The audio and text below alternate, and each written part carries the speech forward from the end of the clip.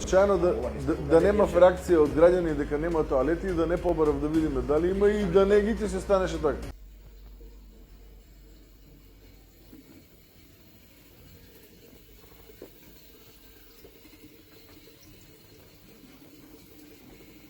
Ама ги изреновирале тоалетите.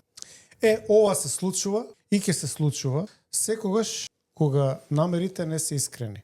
Претходното видео, негово, се гледа дека е снимено за пиар намена. Не е изреновирано. Сега ќе видите како средувам ја.